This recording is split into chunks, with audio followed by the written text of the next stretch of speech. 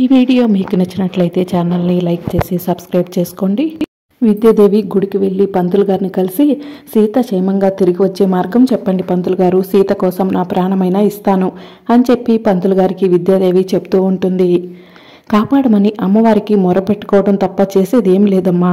నేను సీత పేరు మీద అర్చన చేస్తాను. మీరు బావి దగ్గరికి వెళ్ళి చల్లటి నీళ్ళతో స్నానం చేసి గుడి చుట్టూ ప్రదక్షిణలు చేసి అమ్మవారి దగ్గర దీపం పెట్టండి.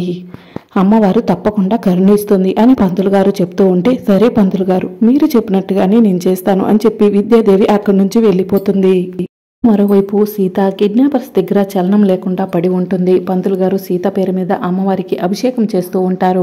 విద్యాదేవి పంతులు గారు చెప్పిన విధంగానే గుడి దగ్గర చన్నీటి స్నానం చేసి గుడి చుట్టూ ప్రదక్షిణలు చేస్తూ ఉంటుంది. ఇక మరోవైపు రౌడీలు కింద నుంచి పార అలాగే గడ్డ పొలుగు తీసుకుని పైకి వస్తూ ఉంటారు. ఏంట్రా గుంట తవ్వారా అని చెప్పి నాకు అడుగుతుంటాడు. కింద అంతా బురదగా ఉందన్న, ఎక్కడ తవ్వినా కూడా నీళ్లు వస్తున్నాయి, అందుకే గుంత తీయలేదు అని కిడ్నాపర్స్ చెప్తూ ఉంటారు. మరి ఇప్పుడు దీన్ని ఏం చేద్దాంరా అని నాగు తన పక్కన ఉన్న కిడ్నాపర్స్ని అడుగుతూ ఉంటాడు. ఎట్లాగో చచ్చింది కదన్న, దీని ఇక్కడే వదిలేసి వెళ్ళిపోదాం అని ఒక కిడ్నాపర్ చెప్తూ ఉంటే నాగు వాడి చెంపపై ఒక్కటిస్తాడు. ఏం మాట్లాడుతున్నావురా, మనం ఏం చేసినా కూడా అవతల వాళ్ళకు తెలియకుండా ఉండాలి, ఒక్కొక్కసారి శవాలు కూడా మనల్ని పట్టిస్తాయి అని చెప్పి నాకు చెప్తూ ఉంటాడు. శవం మనల్ని ఎలా పట్టిస్తుందన్న అని కిడ్నాపర్ అడుగుతుంటే నాకు కోపంగా తన మనుషుల వైపు చూస్తూ ఉంటాడు. ఇక కిడ్నాపర్ ఒక అతను సీత వైపు చూస్తాడు. అన్న, ఇది చావలేదు, ఇది కొన ఊపిరితో పోరాడుతుంది అని చెప్పి చెప్పడంతో నాగు అనుమానంగా సీత ముక్కు దగ్గర చేపెట్టి గమనిస్తూ ఉంటాడు. అప్పుడు నాగు సీత ఊపిరి పీల్చుకోవడం గమనిస్తాడు. అవునరా, మొండి ప్రాణం ఎవరి కోసమో కొట్టుకుంటుంది, ఇంకా చావలేదు అని చెప్పి కిడ్నాపర్ నాగు తన మనుషులకి చెప్తూ ఉంటాడు. అన్న, ఇది చచ్చిందని వదిలేసి వెళ్ళామే అనుకో, ఇది కాసేపటికి లేచి ఇంటికి వెళ్ళి మన గురించి అంతా చెప్పేది అని చెప్పి మిగిలిన కిడ్నాపర్స్ నాగుకి చెప్తూ ఉంటారు. అవునరా, దీన్ని చంపి ఇక్కడ వదిలేసి వెళ్ళినా పోలీసు వాళ్ళు ఇక్కడి నుంచే ఇన్వెస్టిగేషన్ మొదలు పెడతారు, మనం దొరికిపోతాం అని చెప్పి కిడ్నాపర్ నాగు తన మనుషులకి చెప్తూ ఉంటాడు. ఇదేంటన్నా ఇలా ఇరుక్కుపోయాము, మహాలక్ష్మి గారు మనకి ₹1 ఇవ్వలేదు, ఫోన్ చేసి అడుగుదామంటే ఇంటి దగ్గర పోలీసులు ఉన్నారని నువ్వే చెప్తున్నావు, ఇప్పుడు ఏం చేద్దాం అని నాగు మనుషులు నాగుని అడుగుతుంటే, నన్ను కాస్త ఆలోచించుకొని అని చెప్పి కిడ్నాపర్ నాగు తన మనుషులకి చెప్తూ ఉంటాడు. ఈ కేసు ఇప్పుడు తెలియలా లేదు అని కిడ్నాపర్ నాగు పక్కన ఉన్న మనిషి అనుకుంటూ ఉంటాడు. నాకేమో అర్జెంటుగా డబ్బులు అవసరం ఉంది, ఈ పిల్ల నుంచి చూస్తుంటే ₹1 వచ్చేలా లేదే అని అటు ఇటు చూస్తూ ఉంటే సీత ఫోన్ ఆ కిడ్నాపర్కి కనిపిస్తూ ఉంటుంది. ఈ ఫోన్ ఏదో కాస్త కాస్ట్లీ ఫోన్లా ఉంది, దీన్ని అమ్ముకుంటే ఏమైనా డబ్బులు వస్తాయేమో అని కిడ్నాపర్ మనసులో అనుకుని మిగిలిన కిడ్నాపర్స్ చూడకుండా మెల్లగా ఫోన్ని తీసుకుంటాడు. ఈ ఫోన్ పనిచేస్తుందో లేదో అని చెప్పి ఫోన్ని ఆన్ చేస్తాడు. ఇక ఫోన్ ఆన్ అవుతుంది. ఫోన్ ఆన్ అవ్వగానే కిడ్నాపర్ కూడా సంతోషపడుతూ ఉంటాడు. ఇక ఫోన్ ఆన్ అయిన వెంటనే రామ్కి మెసేజ్ వెళ్ళిపోతుంది.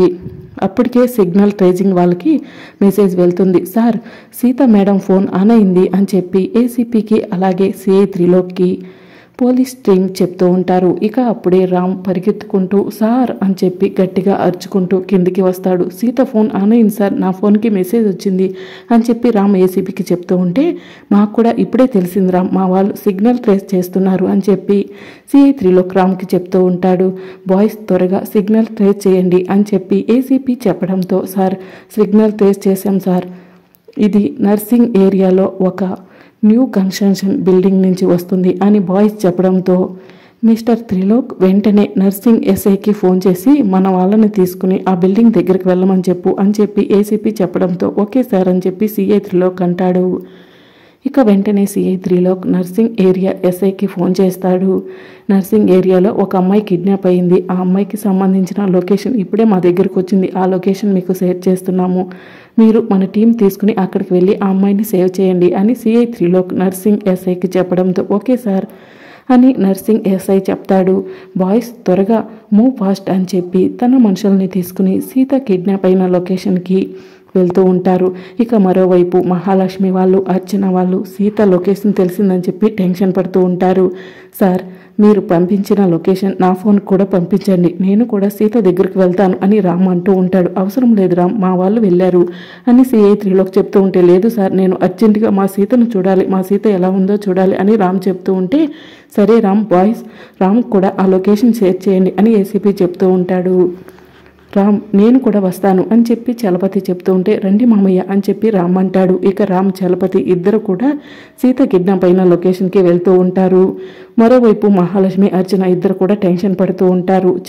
ఈ నాగుగాడు సీత ఫోన్ ఇప్పుడు ఎందుకు ఆన్ చేశాడో ఏంటో, సీతను ఆ నాగు చంపాడో లేదో అని మహాలక్ష్మి మనసులో అనుకుంటూ ఉంటుంది.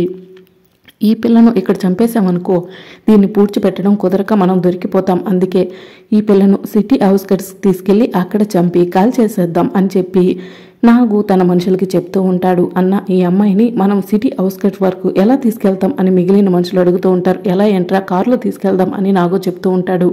ఈ పిల్ల కిడ్నాప్ అయిందని చెప్పి ఆల్రెడీ పోలీసులు అన్ని వెహికల్స్ని కూడా చెక్ చేస్తూ ఉంటారు. మనం ఈ పిల్లని కారులో తీసుకెళ్తే గనక మనం దొరికిపోతామన్నా అని చెప్పి రౌడీలు చెప్తూ ఉంటారు.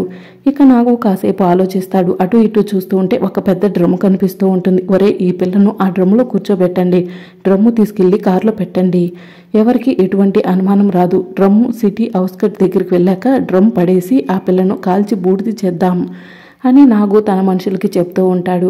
ఇక అప్పుడు సీత ఫోన్ తీసుకున్న అతను మాత్రం నాగు చెప్పే మాటలు వినిపించుకోకుండా ఫోన్ చూస్తూ ఉంటాడు. ఒరే మళ్ళీ మేము ఇంత టెన్షన్ పడుతుంటే నువ్వేంట్రా తాపీగా ఫోన్ చూస్తున్నావు, ఆ ఫోన్ ఇలా ఇవ్వు అని చెప్పి ఫోన్ తీసుకుని దూరంగా విసిరేస్తాడు. ఈ ఫోన్ వల్ల ఒక 10,000 వస్తాయేమో అనుకుంటే ఫోన్ని నాగు అన్న నేలపాలు చేశాడు. ఇంకా నయం ఈ ఫోన్ ఆ పిల్లదని తెలిస్తే గనక నన్ను చంపేసేవాడు అని అతను మనసులో అనుకుంటూ ఉంటాడు. వెళ్ళరా వెళ్ళి ఆ డ్రమ్ము తీసుకొచ్చి ఆ డ్రమ్ములో ఈ పిల్లను కూర్చోబెట్టండి, ఈ పిల్లకు మూతికి ప్లాస్టర్ వేసి కాళ్ళు చేతులు కట్టిపడేయండి, మనం సిటీ అవుట్స్కట్స్కి వెళ్ళేలోపు ఈ పిల్ల ఎలాగో గాలాడక చస్తుందిలే అని నాగు చెప్పడంతో మళ్ళీ వెళ్ళి డ్రమ్ము తీసుకొస్తాడు. ఇక కిడ్నాపర్స్ అందరూ కలిసి సీతను డ్రమ్ములో కూర్చోబెడతారు. పదండ్రా ఈ డ్రమ్ మెల్లగా కింద వరకు తీసుకెళ్దాం అని నాగు చెప్పడంతో ఇద్దరు కిడ్నాపర్స్ డ్రమ్ముని భుజాలపై పెట్టుకుని కిందకు తీసుకెళ్తూ ఉంటారు. ఇక మరోవైపు పోలీసు వాళ్ళు పంపించిన సిగ్నల్స్ ఆధారంగా ట్రేస్ చేసుకుంటూ రామ్ చలపతి బిల్డింగ్ దగ్గరకు వస్తారు. మామయ్య సీత ఫోన్ లొకేషన్ ఇక్కడే చూపిస్తుంది అని రామ్ చలపతితో చెప్తూ ఉంటాడు. పద రామ్ లోపల ఉందేమో చూద్దామని చెప్పి చలపతి అంటూ ఉంటాడు. ఇక రౌడీలు డ్రమ్ తీసుకుని కాస్త దూరం వెళ్ళేసరికి రామ్ చలపతి కనిపిస్తూ ఉంటారు. ట్రేజింగ్ విషయం మాట్లాడుకుంటూ ఉండడాన్ని నాకు గమనిస్తాడు. ఒరే ఈ పిల్ల ఇక్కడే ఉన్నట్టు వాళ్ళు ఫోన్ సిగ్నల్స్ ఆధారంగా ఇక్కడికి వచ్చారా, వాళ్ళ కంట పడ్డామనుకో మనం దొరికిపోతాం, వాళ్ళ నుంచి ఎలాగైనా తప్పించుకోవాలని కిడ్నాపర్ నాకు చెప్తూ ఉంటాడు. మరి ఇప్పుడు ఈ పిల్లని ఏం చేద్దామన్నా అని చెప్పి మిగిలిన కిడ్నాపర్స్ అడుగుతూ ఉంటే ఆ అమ్మాయి డ్రమ్లోనే ఉంది కదరా, వాళ్ళకి తెలియదు కదా, అలానే వదిలేసి మనం ఇక్కడి నుంచి తప్పించుకోవడమే ముఖ్యం అని నాకు చెప్తూ ఉంటాడు. ఇక రామ్ చలపతి ఇద్దరు కూడా సీత సీత అని చెప్పేసి సీతను వెతుక్కుంటూ వస్తూ ఉంటారు. సీత ఎక్కడా కనిపించకపోవడంతో సీత ఫోన్కి ఫోన్ చేద్దాం మామయ్య అని చెప్పి రామ్ సీత ఫోన్కి ఫోన్ చేస్తూ ఉంటాడు. సీత ఫోన్ రింగ్ అవుతూ ఉంటుంది. రామ్కు సీత ఫోన్ రింగ్ అవడం వినిపించి సౌండ్ ఎక్కడి నుంచి వస్తుందా అని వెతుక్కుంటూ వెళ్తూ ఉంటాడు. మరోవైపు కిడ్నాపర్స్ అరే వాళ్ళు మనల్ని గుర్తుపట్టకూడదు, అందరూ కూడా మొహాలకి కర్చీపులు కట్టుకోండ్రా అని చెప్పి చెప్తూ ఉంటాడు.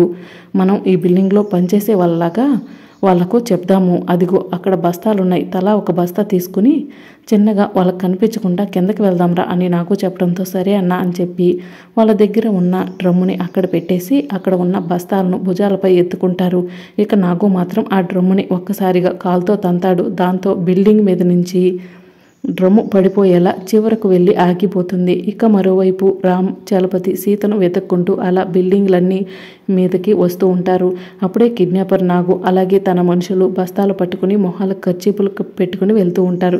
ఆగండి ఎవరు మీరు అని చెప్పి రామ్ అడుగుతూ ఉంటాడు. మేము ఈ బిల్డింగ్లో పనిచేసే వాళ్ళం సార్ అని చెప్పి నాగు తన మనుషులు చెప్తూ ఉంటారు. మీ మొహాలు చూస్తుంటే అలా అనిపించట్లేదే, ఏది మీ మొహాలకు ఉన్న కర్చీపులు తీయండి అని చెప్పి రామ్ అడుగుతుంటాడు.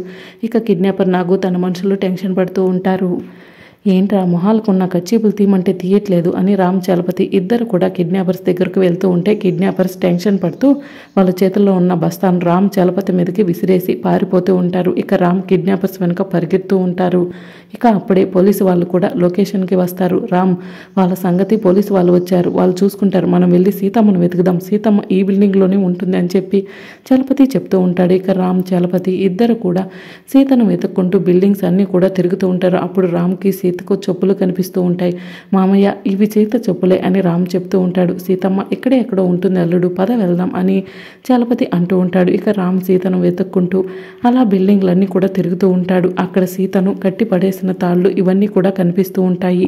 సీతను ఇక్కడే బంధించారు మామయ్య రౌడీలు, మరి సీత ఏమైనట్టు అని చెప్పి రామ్ అడుగుతూ ఉంటాడు. ఇక మరోవైపు కిడ్నాపర్స్ పరిగెత్తుకుంటూ వెళ్ళి పోలీసు వాళ్లకు ఎదురుపడతారు. పోలీసు వాళ్ళను చూసి మరొక దారిలో కిడ్నాపర్స్ పారిపోతూ ఉంటే పోలీసు వాళ్ళు కిడ్నాపర్స్ను పట్టుకోవడానికి ప్రయత్నం చేస్తూ ఉంటారు.